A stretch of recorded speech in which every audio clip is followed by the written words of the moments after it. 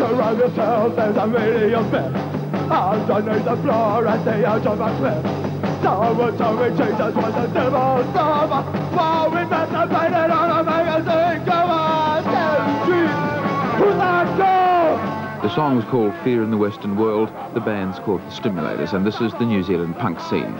Britain's Johnny Rotten certainly started something when he and the Sex Pistols vomited their way to punk stardom. There are now dozens of local punk bands and thousands of Kiwi punk fans, and though they began by aping their British punk cousins, the New Zealand punk scene has taken on its own shape and style. But what is a punk? What does it mean to be a full-time punk? 7 roll 3. What? Take 7 roll 3. So like, what does it mean To be abused. to be confused. Yeah, be confused, to be abused. What do you do during the week? Walk through the shops, walk around. Buy ice creams. I like ice cream. Because they like alcohol, they're boozers, and they're probably a lot different from their surfy, hippie counterparts of a few years ago. We all work, we live off the government actually, to tell the truth. We like living off the government. They are more energetic, they like, when they want to enjoy themselves, they tend to get really out of it in a much more energetic, boisterous kind of fashion. Get bored, get down. Put on 6 pistols. 6 pistols twice a day at least. Yeah, something like that. Put on some safety pins. Heard of the slits? Hang around. Heard of Blondie? Oh, we just sort of get up and just go out, walk around town, and then go to a pub or something, if they serve us.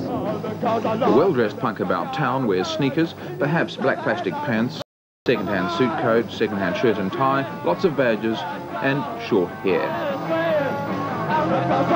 Glazed look is optional. Razor blades, safety pins and chains are popular. Tattered jeans are okay, but the sneakers are a must.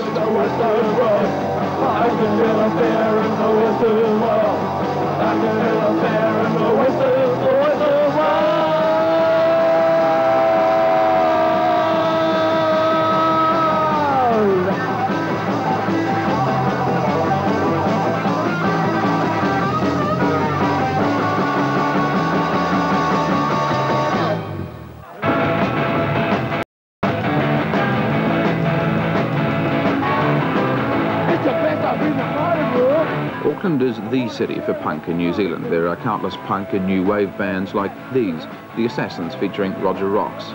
But punk has also come to the South Island. In Christchurch, for instance, they breed a hairier, hippier kind of punk fan who roll up to this seedy former warehouse in downtown Mollop Street. The Christchurch punks are into bands like the Vandals, Johnny Velox and the Voxels, and of course the Doomed, featuring singer Johnny Abort. Johnny still has the long hair of hippiedom, but he can turn on punk just like ringing a bell. Overseas, punk is supposed to have emerged from lower-class kids facing a hopeless future. Johnny believes that this gives him punk authenticity. After all, he's had 42 jobs. I still live my own kind of style, you know, it's just sort of, it's no different from anybody else, you know. I've got a job, you know, digging holes in the council. But I'm just normal. What were you doing before you got into punk? Oh, I was on the rubbish trucks. That's before they put me in holes. Johnny's band plays for a dozen beer per gig, and he's scornful of the more middle-class Auckland bands. Johnny, is there any difference between the punk scene in Auckland and in Christchurch? Yeah, well, basically, the average Auckland weekend punk, plastic punk, you know, student, and basically down here it's more basic level, just, you know, young kids, you know, working class, having a good time, you know.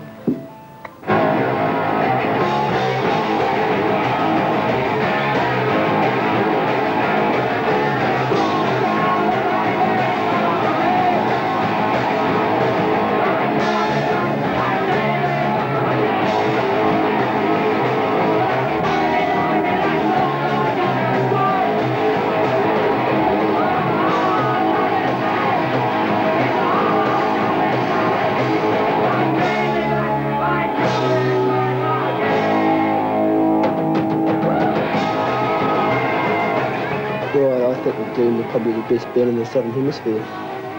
Best new wave band. How much have they done?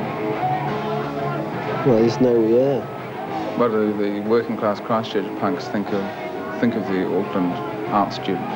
Well, crap. Rubbish. Johnny takes his art very seriously.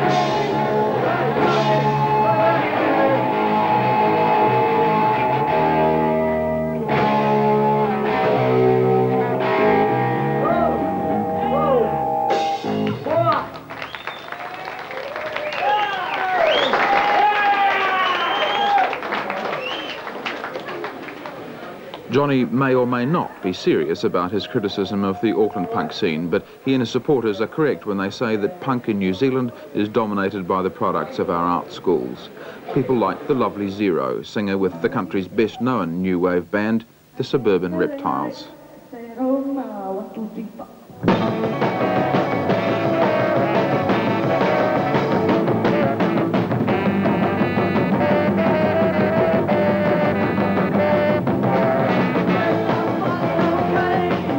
I don't think we could class us as punk, really.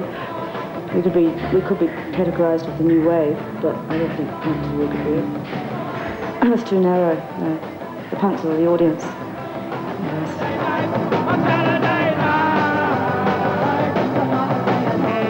We started off as a punk band and none of us knew how to play very well.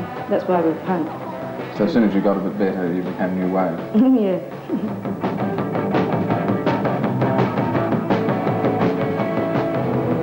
We've all gone to art school, so we're all a bit arty-farty, you know, but surreal. There's plenty of messages in our words, but you know, usually you can't hear them because the PAs are very good.